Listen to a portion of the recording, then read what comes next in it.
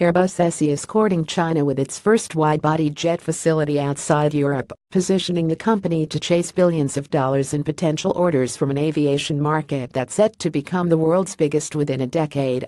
On Wednesday, Chief Operating Officer Fabrice Brigier inaugurated the $200 million completion center in Tianjin, a site designed to give finishing touches such as painting and cabin installation to A330 aircraft. The city, near Beijing, is already home to an assembly plant that produces Ingleasol A319s and A320s.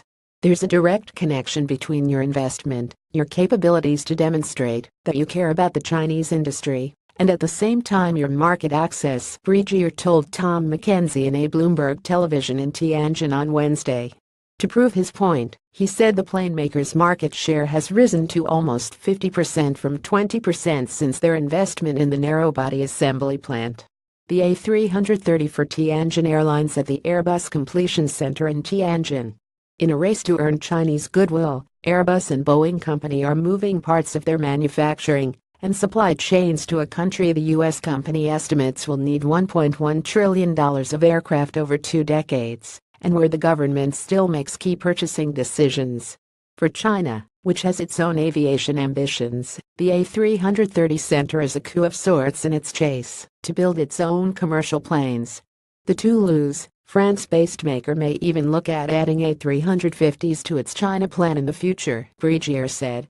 As traffic surges, the country needs more wide-body aircraft, he said, pitching for the A380 that hasn't found much demand beyond the 5 flying in China.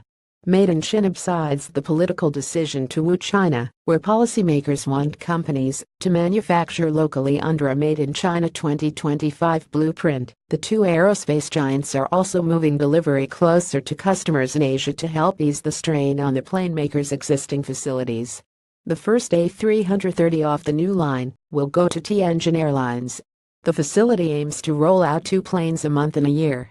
Airbus is also building a helicopter plant in the coastal city of Qingdao, while Boeing has started construction of a finishing center for its 737 narrow-body jets on Zhoushan Island south of Shanghai.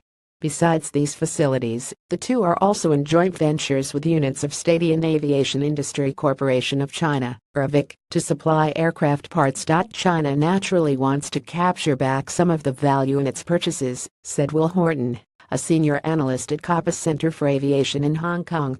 Assembly and outfitting are a small portion of an aircraft's total value, and something Airbus and Boeing can part with in order to build their relationships in China. Will Made in China threaten Boeing and Airbus? Click here to read more. China has placed billions of dollars in orders with the companies.